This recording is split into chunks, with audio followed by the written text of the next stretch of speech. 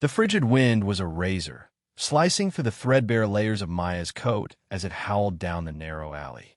She was a ghost in the urban wilderness, a creature of shadows and forgotten spaces. Her world shrunk to the grimy brick walls on either side and the sliver of polluted sky above. Tonight, however, the alley offered not just shelter, but a secret. Below the fire escape where she huddled, two silhouettes stood in the weak glow of a flickering street lamp. One was Silas, a man whose name was a venomous whisper in this part of the city. He was a predator in a tailored suit, his empire built on fear and broken lives. The other was his brood of a lieutenant, a mountain of muscle named Carver. Their voices, low and conspiratorial, carried on the wind, words that froze Maya's blood more than the winter cold. "The route is set," Silas hissed, his voice like gravel grinding glass. "They ride through Diablo Canyon tomorrow at noon. Every last one of them. Jax and his whole damn circus of leather-clad clowns," Carver grunted. "The charges are placed. The moment they hit the Narrows, we detonate. The rockslide will take out the front and back. The rest will be caught in a cage of stone and steel," Silas smiled, a chilling slash of white in the gloom. "And my men will be waiting on the ridge. A simple pest control problem, Carver. They've become too bold, sniffing around my shipments. It's time to put the angels in hell, where they belong." Maya pressed herself flatter against the cold metal of the fire escape, her heart a frantic drum against her ribs. Hell's Angels. She knew of them. Everyone did. They were legends, roaring through town on machines that sounded like thunder, their patched leather vests a uniform of rebellion. They were feared, yes, but they also held a strange, unspoken respect. They policed their own, and stories circulated of them protecting the downtrodden, of dealing with scum the law couldn't touch. They were a force of nature, and Silas was planning to extinguish them. Fear, cold and sharp, told her to stay hidden, to forget what she heard. She owed the bikers nothing. Survival was about staying invisible. But as Silas and Carver moved off, their laughter echoing with chilling finality, another feeling stirred within her, a hot, defiant spark.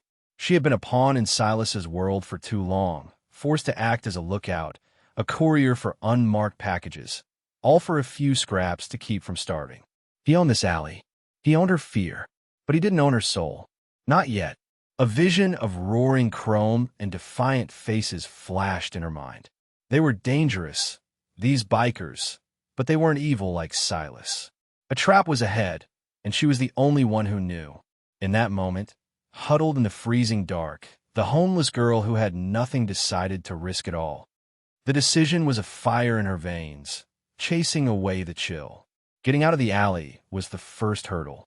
Silas always had eyes everywhere, a network of wraiths just like her, only with less conscience. She knew their posts, their routines. A lanky youth named Twitch usually watched this sector from the roof opposite. She waited, listening to the rhythm of the city, until she heard the distant clang of a garbage truck. It was the signal. Twitch would be distracted for a few precious seconds, hoping to scavenge something of value. Maya moved with the silent grace of a stray cat, dropping from the fire escape into a dumpster filled with soft, foul-smelling garbage bags that cushioned her fall. She held her breath, ignoring the stench, and waited. A minute passed. 2. Then she pushed the lid open a crack. The alley was empty. She scrambled out and ran, not towards the well-lit main streets, but deeper into the labyrinth of backways she called home. Her destination was the Iron Horse Saloon, the notorious headquarters of the Hells Angels. It was on the far side of town, a world away from the squalor of Silas's domain. It was a fortress, and she was about to knock on the gate. The journey was a blur of fear and adrenaline. Every shadow seemed to hold one of Silas's thugs. Every distant siren felt like it was for her. Finally, she saw it. The saloon was a low, black-painted building, windows dark, with a dozen gleaming Harleys parked out front like sleeping steel beasts. A single, bare bulb illuminated a crudely painted sign of a grinning skull with angel wings. Taking a deep, ragged breath, she stepped into the light. The heavy oak door seemed to groan in protest as she pushed it open. The noise inside ceased instantly. A wall of sound, loud music, rough laughter, the clink of glasses, died as if a switch had been thrown. Every eye in the smoky room turned to her. They were exactly as the stories described. Huge men in worn leather, their faces hard, their arms covered in ink. They looked at her small, shivering frame, at her dirty clothes and tangled hair, with expressions ranging from suspicion to outright hostility. A giant of a man with a thick, graying beard and a patch that read Grizz detached himself from the bar. He moved with a surprising lack of sound for a man his size. "Lost little bird?" he rumbled, his voice a low growl. He wasn't yelling, but the sheer volume of his presence was overwhelming. Maya flinched but held her ground. Her voice, when it came, was a reedy whisper, almost lost in the sudden silence. I need to speak to Jax." The name hung in the air. Murmurs rippled through the room. Grizz's eyes narrowed. "The president doesn't take social calls. State your business or get out. It's life or death," she said, a little louder this time, desperation sharpening her tone. "His life. All of your lives." Grizz stared at her for a long moment, his gaze seeming to peel back the layers of grime and fear, searching for the truth. He saw not a threat, but a terrified child. No, a young woman, though starvation and hardship had whittled her down. He saw the genuine, heart-stopping panic in her wide, haunted eyes. He'd seen that look before, in the eyes of soldiers and cornered animals. It wasn't a look you could fake. With a sigh that sounded like stones grinding together, he jerked his head toward a back room. "All right, come on. But if this is a game, you'll regret ever learning his name." He led her through the gauntlet of silent, staring bikers. The path they cleared felt like a walk to the gallows. The door at the back opened into a small, Spartan office. A man sat behind a heavy wooden desk, not looking up from the piece of machinery he was meticulously cleaning. He was leaner than the others, but coiled with a palpable intensity. Tattoos snaked up his neck from under his leather cut. When he finally lifted his head, his eyes were the color of a stormy sky, and they missed nothing. This was Jax. "Grizz," he said, his voice a low rasp of authority. "What is this?" "Says she has a message." Grizz grunted, staying by the door. "Life or death?" Jax set the polished chrome part down and leaned forward, pinning Maya with his gaze. "Speak." Swallowing hard, she recounted what she had heard. The words tumbled out. Diablo Canyon noon, the explosives, the rock slide, the ambush on the ridge. She left out no detail, her voice trembling but clear. When she finished, the silence in the room was absolute. Jax's face was an unreadable mask of stone. His internal world, however, was a tempest. He was thrown back years, to a different trap, a different warning from someone he'd foolishly trusted. That mistake had cost his prospect, a kid named Scotty, his life. The memory was a raw, open wound. He looked at this girl, this waif from the gutter, and his first instinct, born of scar tissue and regret, was to see a liar, a plant, a tool sent by Silas to lead them into an even more clever trap. "Why?" he asked, the single word sharp as a blade. "Why would you risk your neck for us? What does a rat like Silas have on you that you betray him?" Maya flinched at the word betray. "He doesn't have anything on me. He owns the ground I sleep on. He owns the air I breathe. I'm tired of being owned," she said, a flicker of her inner fire showing through. You people, you're not like him. You're loud and you're scary, but you're not rotten. I've seen you. I've seen your man Grizz give his leftovers to old Mary who lives by the docks. I've seen you chase off the predators who prey on the weak. Silas is the predator. If he can do this to you, what chance does anyone else have?" Her raw honesty struck a chord deep inside Jax, bypassing the walls he'd built around his heart. She wasn't lying. He could feel it in his gut, the same instinct that had kept him alive on violent streets and lonely highways for 20 years. He looked at Grizz, who gave a slow, almost imperceptible nod. The big man had seen it too. Jax stood up, the chair scraping loudly against the floor. He walked around the desk and stopped in front of Maya. He was tall, and he loomed over her, yet for the first time, his presence didn't feel threatening. It felt protective. "What's your name?" he asked, his voice softer now. "Maya. All right, Maya." He turned to Grizz. "Get her some food, something hot, and find her a clean shirt. She's staying here." He then looked back at Maya, his stormy eyes holding a new light. "We're going to check out your story. And if it's true, if Silas is planning what you say he is, then he's about to find out what happens when you try to cage a pack of wolves." The decision was made. The wheels were in motion. The trap was set, but the bait was about to become the hunter. Grizz led Maya to the main bar area, his massive frame acting as a shield against the curious stares of the other members. The hostile silence had been replaced by a low, rumbling murmur of speculation. He sat her at a small, secluded table in the corner and disappeared into the kitchen. A few minutes later, he returned with a steaming bowl of beef stew and a thick slice of bread. For Maya, who was used to stale crusts and whatever she could scavenge, it smelled like heaven. "Eat," Grizz commanded gruffly, placing it in front of her. He also set down a folded black t-shirt with the club's insignia on it. "Jack says orders." Maya stared at the food, her stomach clenching with a hunger so profound it was painful. She picked up the spoon with a trembling hand, the simple act feeling monumental. As she ate, the warmth of the stew spread through her, a comforting wave against the tide of fear that had been her constant companion. She ate slowly, deliberately, as if trying to memorize the sensation. While she was occupied, Jax addressed his club. His voice cut through the noise, commanding immediate attention. "Listen up," he barked. "We got intel. Silas is planning a welcome party for us in Diablo Canyon tomorrow." A wave of aggressive energy surged through the room. Shouts and curses filled the air. A young, wiry biker with sharp features and a patch identifying him as Rook slammed his fist on a table. "Intel from her?" he sneered, jabbing a thumb in Maya's direction. "How do we know she's not setting us up?" "It smells like a trap within a trap." Prez Jax's gaze was like ice. "Because my gut tells me she's clean. And my gut has kept this chapter alive while you were still learning how to ride without training wheels." Rook, the insult hit its mark, and Rook fell silent, his face flushing. "But," Jax continued, his voice lowering, "we don't run on gut feelings alone. We run on facts. So here's the plan. Grizz, Reaper, you're with me. We're going on a little ride.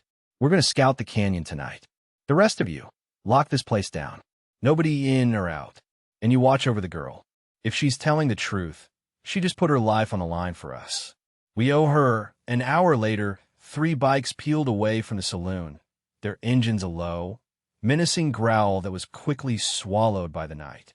They avoided the main roads, taking a series of winding country lanes that led to the highlands overlooking Diablo Canyon. They cut their engines a quarter-mile out and proceeded on foot, moving with the practiced stealth of hunters. The canyon was a deep, jagged scar in the earth, the road a thin ribbon at its bottom. Under the pale moonlight, Jax, Grizz, and Reaper scanned the ridges with military-grade binoculars. It didn't take long to find what they were looking for. "Come," Reaper whispered, his voice tight. "North Ridge. 2 of them, trying to look like rocks. And I see a glint. Scope." Jax took the binoculars. He saw them, and he saw more. On the opposite side, cleverly hidden in a cluster of pines, was a canvas-covered shape. A generator, most likely, for the detonators. And then he saw the wires, thin as spider silk, running down the cliff face to strategically drilled holes in the rock. She was right.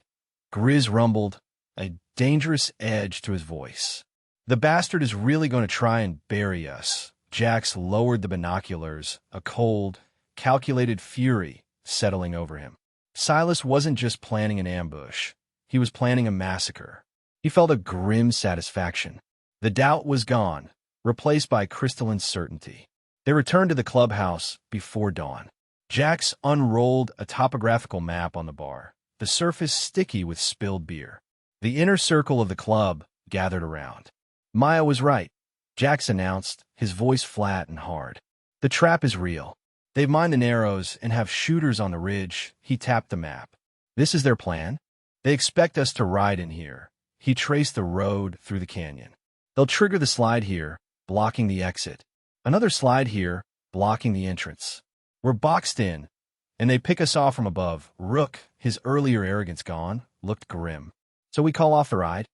No, Jax said, and a predatory smile touched his lips for the first time that night. We don't call it off. We send them a message. Silas wants a war. He's going to get one. But it's going to be on our terms for the next hour they planned. The saloon transformed into a war room. The plan was audacious, a classic biker blend of brute force and cunning strategy. It was a multi-phased operation designed to turn Silas's trap inside out. Phase 1 was the decoy. A small group of 4 riders, led by a seasoned member named Tank, would ride into the canyon as scheduled. They would be outfitted with reinforced bikes and body armor under their cuts. Their job was to spring the trap and survive the initial chaos. Phase 2 was the hammer. The main force, led by Jax, would not take the canyon road. Instead, they would use an old, forgotten logging trail that he had discovered years ago.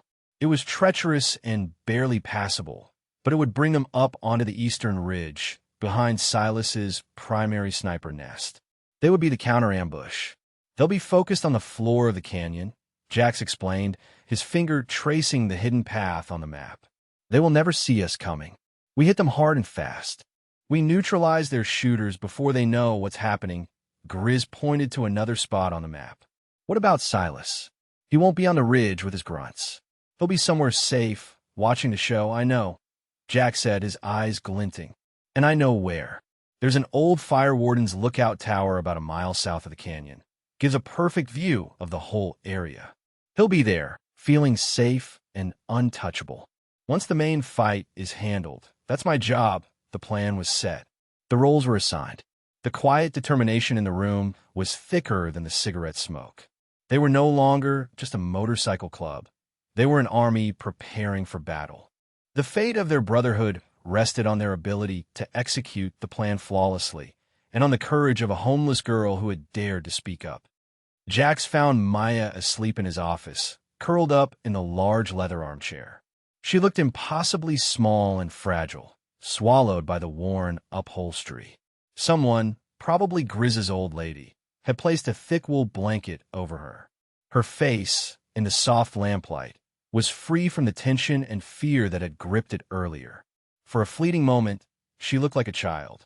The sight triggered something in him, an avalanche of memory he usually kept locked away behind walls of anger and bourbon. He sank into the chair opposite her, the leather groaning under his weight, and let the ghosts in. He was no longer in the smoky clubhouse. He was in a sunlit suburban kitchen, 16 years old, watching his younger sister, Chloe, nervously stir a pot of spaghetti sauce. She was trying so hard to pretend everything was normal. But he saw the faint, yellowing bruise on her cheekbone, the one she tried to hide with her hair. He saw the way she flinched when the front door opened. Her boyfriend, Richard, was a man much like Silas, charming on the outside, rotten to the core. He was a real estate developer with a clean suit and dirty hands, who saw Chloe as another one of his possessions. Jax, even then, had seen the darkness in Richard's eyes. "You don't have to stay with him, Chloe," he had said, his teenage voice cracking with a mixture of anger and helplessness. "You can come home." She had forced a smile, her eyes begging him to believe her. "It's not what you think, Jax. He loves me. He just has a temper sometimes. I can handle it, but she couldn't." The temper escalated. The phone calls became more sporadic. The excuses for why she couldn't visit grew flimsier. Jax had pleaded with his parents, but they were blinded by Richard's wealth and smooth talk. "He's a good man, son." She's just being dramatic. Jax had felt a primal rage building inside him, a feeling that the world's rules were broken. He decided to break them himself. He borrowed his father's car and drove to Chloe's immaculate house in the suburbs, intent on dragging her out of there. Consequences be damned. But he was too late. He found the house swarming with police cars and ambulances. Richard, in a fit of jealous rage, had gone too far. The official story was that she had fallen down the stairs. Jax knew better. He saw Richard standing on the lawn, talking to a detective, looking distraught, playing the part of the grieving boyfriend perfectly. Jax had lunged at him, a scream of pure, animalistic fury tearing from his throat. It took 3 officers to pull him off. In the end, Richard's money and connections bought him a cleared name and a fresh start. Jax was left with nothing but a restraining order and a hole in his soul that never healed. That failure became the defining moment of his life. It was the wound that festered into a deep-seated hatred for abusers, for men who used their power to crush the vulnerable. It was the reason he'd been drawn to the outlaw biker world, a world that had its own code, its own brutal but effective form of justice. The Hells Angels became his family, their code his creed.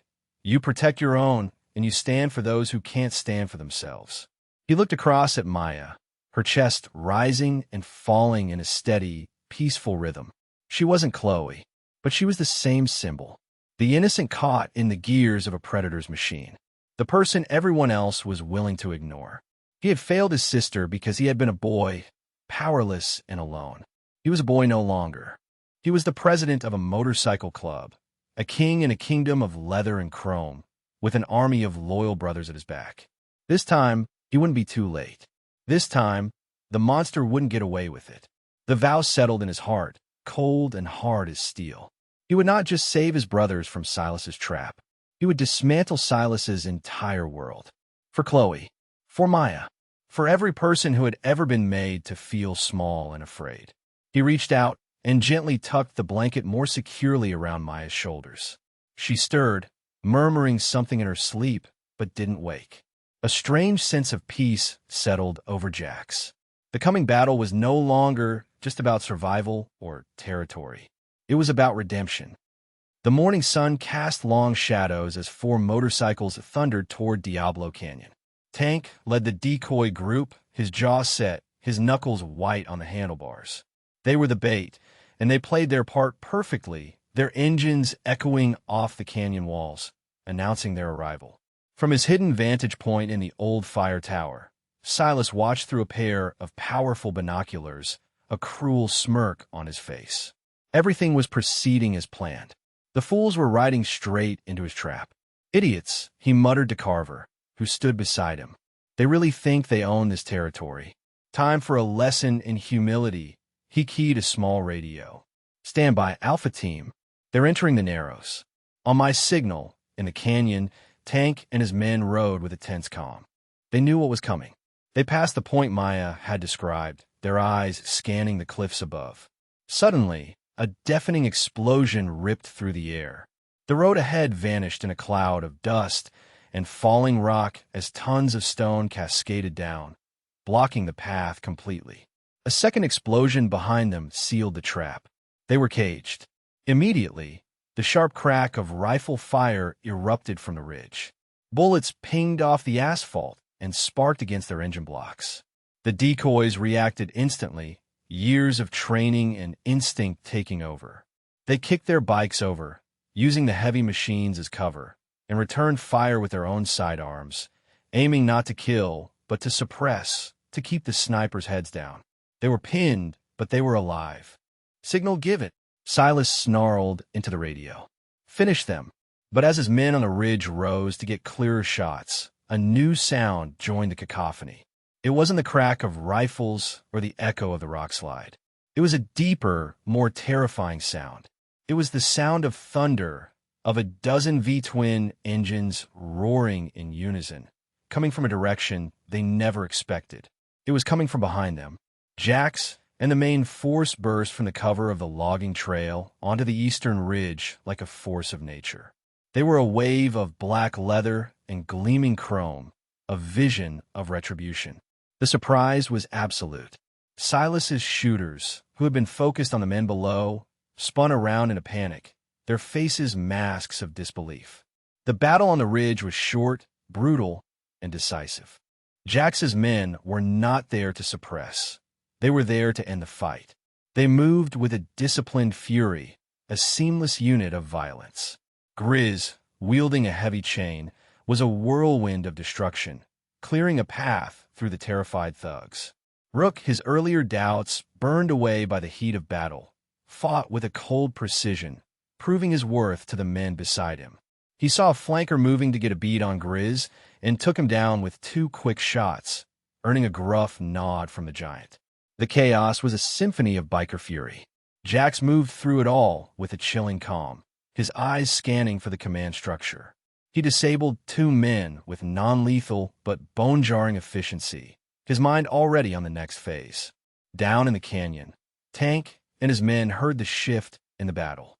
The rifle fire from above faltered, replaced by shouts of panic and the unmistakable roar of their brothers' bikes. A cheer went up from behind their steel barricades. The hammer had fallen. From his tower, Silas watched in horror as his perfect plan disintegrated into a bloody rout. His men were being torn apart. He saw the wave of bikers crest the ridge and crash down upon his ambush force. Rage, hot and acidic, flooded him. "Incompetent fools," he screamed, throwing the binoculars against the wall. He turned to Carver. "Get the car. We're leaving. Now." He had underestimated them. He had seen them as mindless thugs, not a disciplined fighting force. It was a fatal miscalculation. As Carver scrambled to obey, Silas caught a movement on the road leading up to the tower.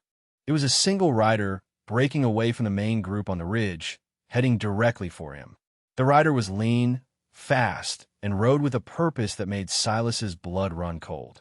Even from this distance, he recognized the stormy aura of the man on the bike. It was Jax. A primal fear, an emotion Silas rarely felt, gripped him. He grabbed his briefcase and ran for the stairs, Carver close behind. The hunt was on. The chase was a blur of raw speed and desperate fury. Jax's Harley screamed down the ridge, its powerful engine eating up the dirt track that led away from the main battle. Ahead, he could see the dust cloud kicked up by Silas's fleeing luxury sedan as it fishtailed onto a winding asphalt backroad.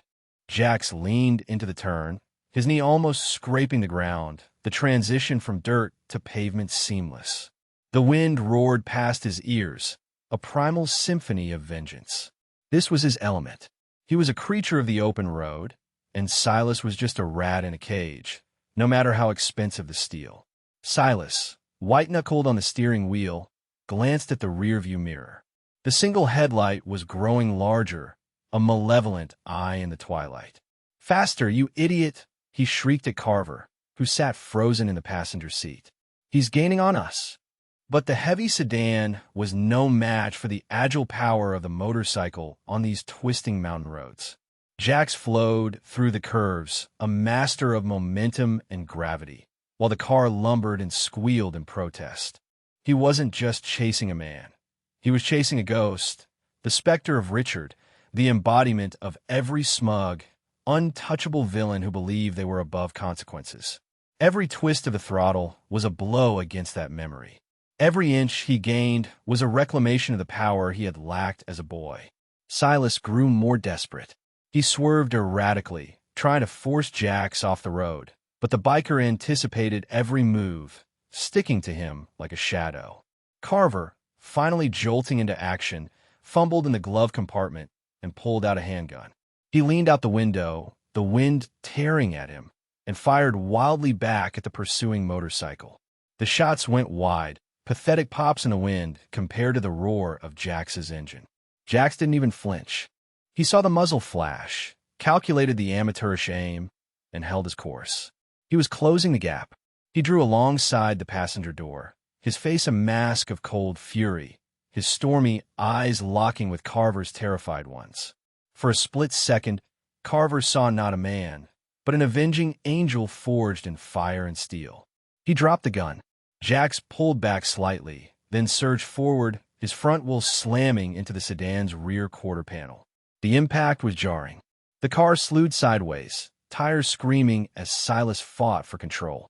Jax backed off, then hit it again, relentless, punishing rhythm. He was hurting them.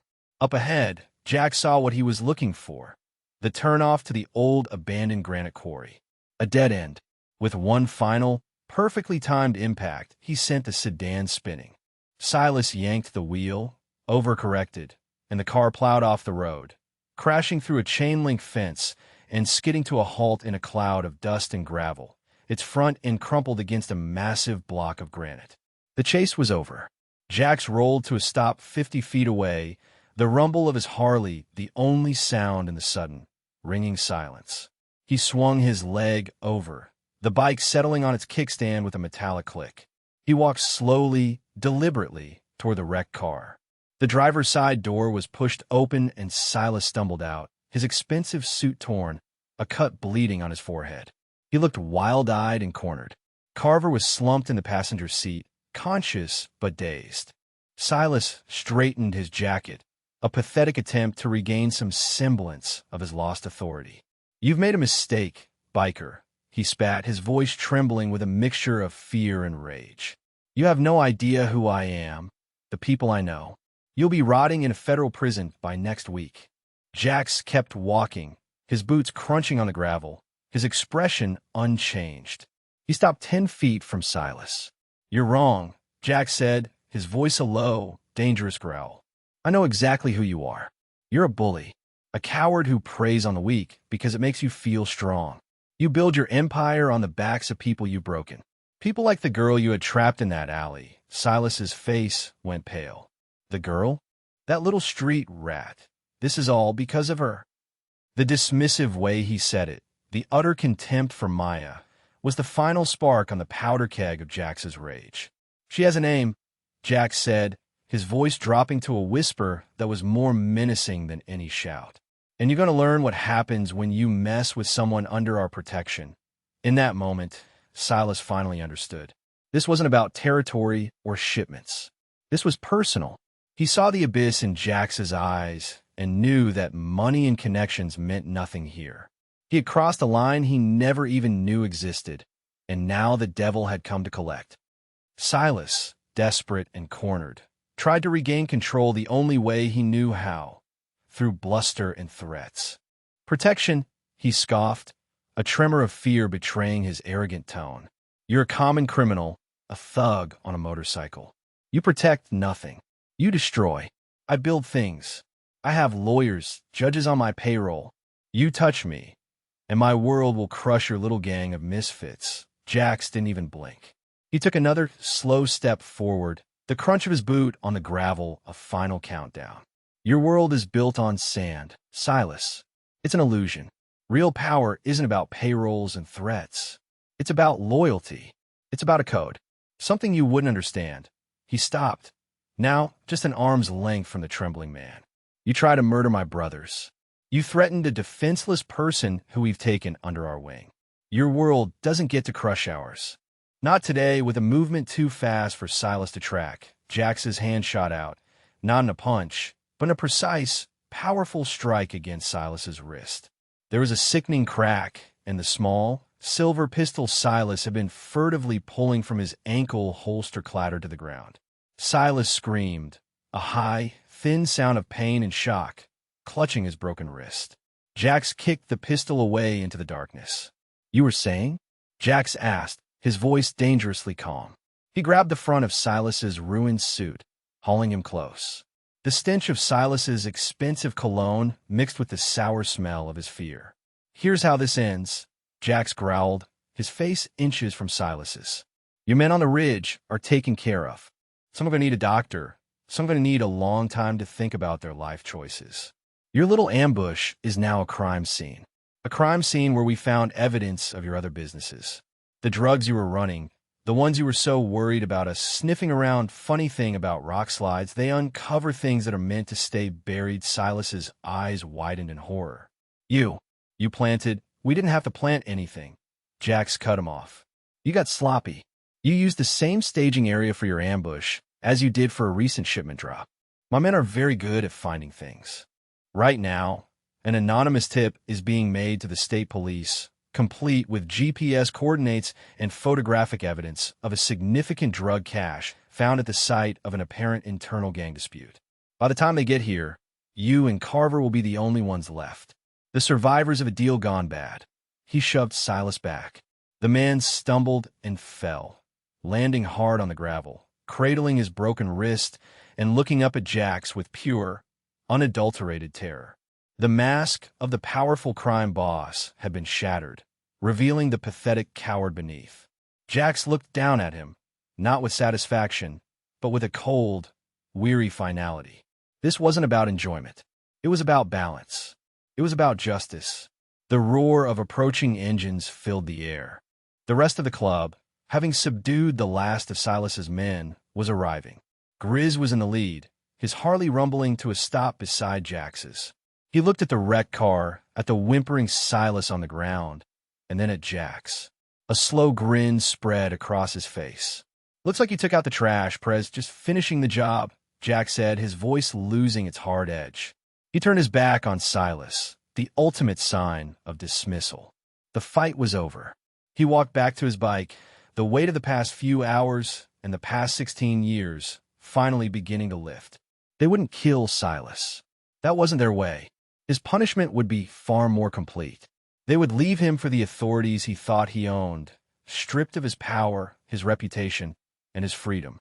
He would be undone not by a bullet, but by the system he had so expertly manipulated, all because he had underestimated a homeless girl and the wrath of the men who chose to believe her.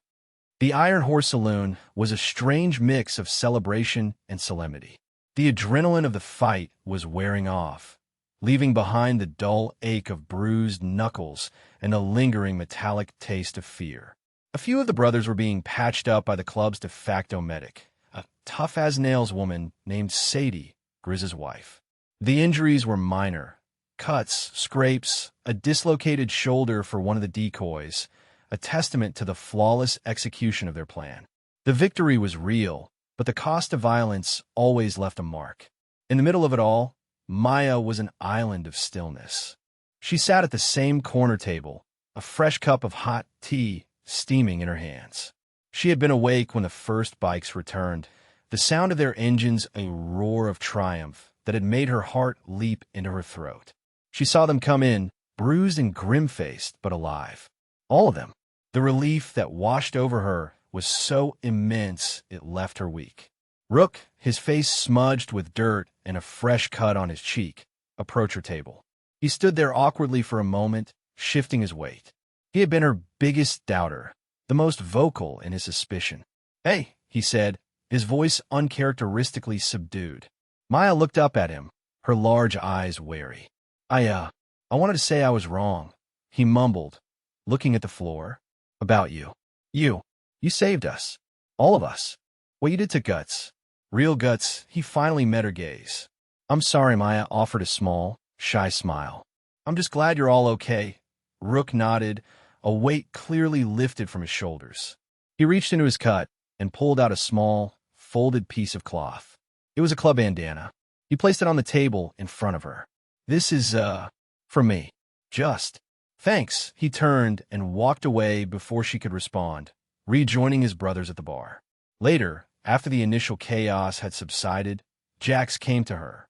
He pulled up a chair and sat down, moving with a weariness that hadn't been there before. He looked at her, his stormy eyes now clear and calm. "You've been quiet," he said. "Are you all right?" "I'm okay," she whispered. "Just a lot to process. I know the feeling," he said with a wry smile. They sat in a comfortable silence for a moment, the sounds of the bar a distant hum. "Silas is done," Jack said finally. "The police picked him up at the quarry, along with enough evidence to put him away for a very long time. His empire crumbled tonight. You did that, Maya." She shook her head. "You did it. I just told you what I heard. Telling us was the hardest part." Jax corrected her gently. "It was the bravest part. You had everything to lose and nothing to gain. That's a kind of courage most people don't have." He leaned forward, his expression serious. "Which brings me to what happens next. You can't go back to the way things were. Silas may be gone, but his world is still out there. And now, his remaining enemies might see you as a threat or an asset. It's not safe." Fear flickered in Maya's eyes. She had been so focused on their survival, she hadn't thought about her own.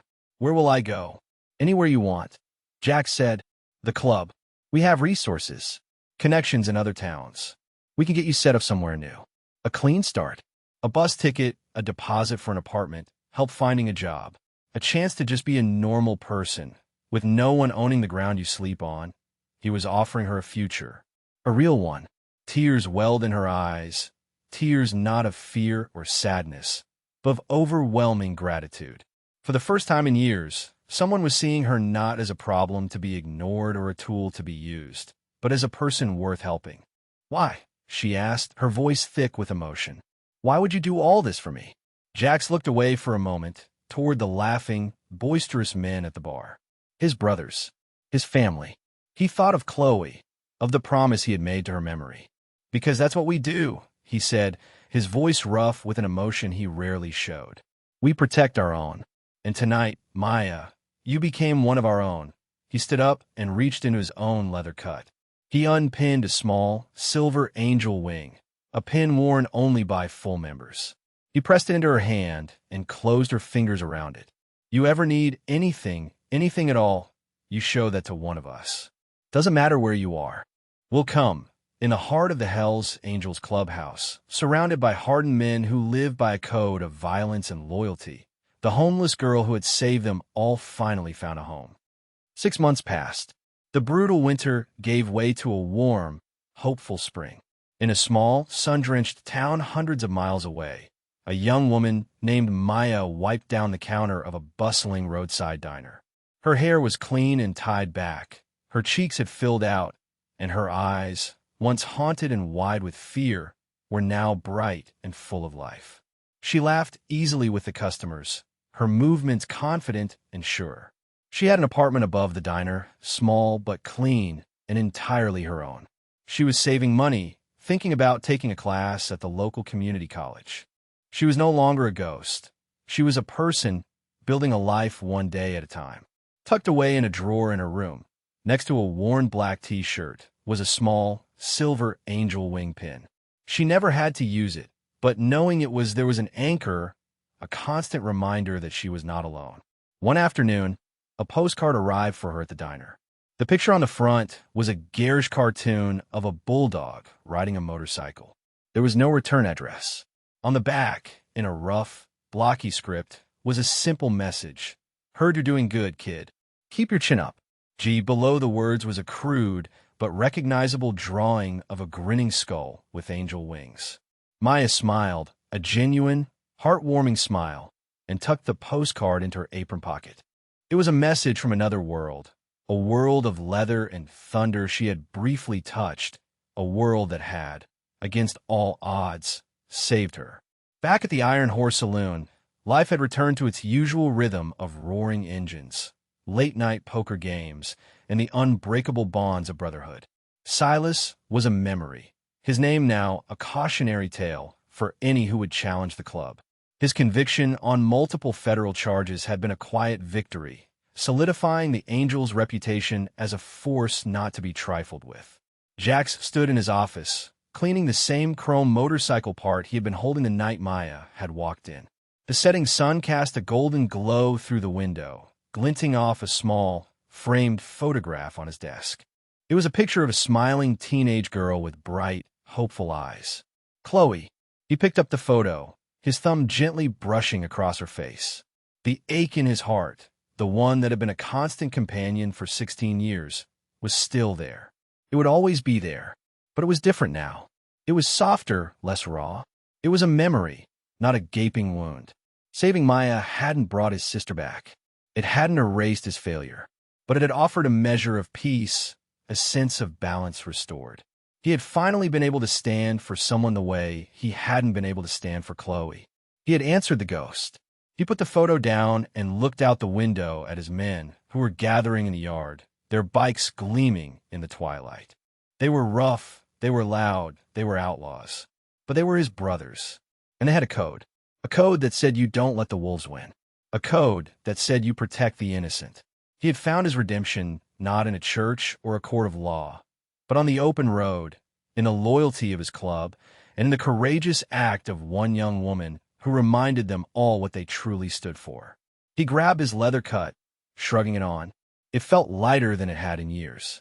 He walked out of his office and into the evening air, a king rejoining his court, his heart, for the first time in a long time, truly at peace.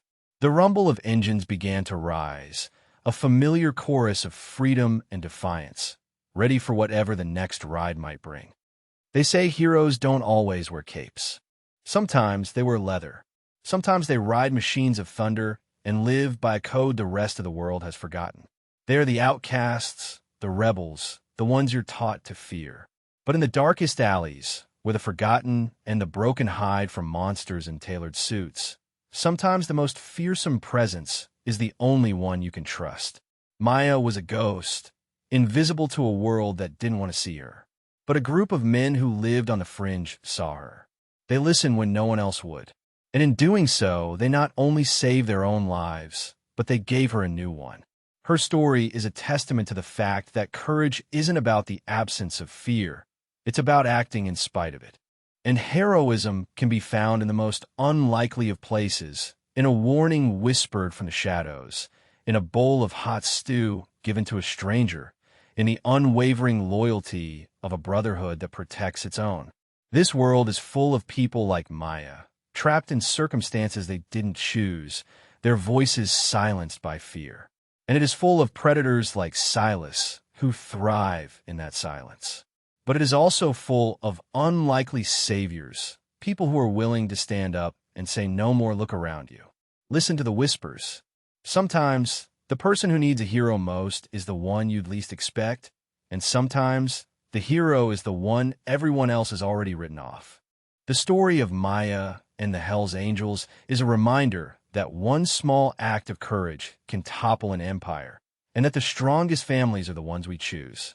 They showed the world that when you try to cage a wolf, you'd better be prepared for the whole pack. If you were moved by the courage of Maya and the unbreakable code of these bikers, share this story. Let it be a tribute to the silent heroes and the fierce protectors who ride against the storm. Comment below with your thoughts on what true brotherhood means, and let's honor the survivors who find the strength to fight back.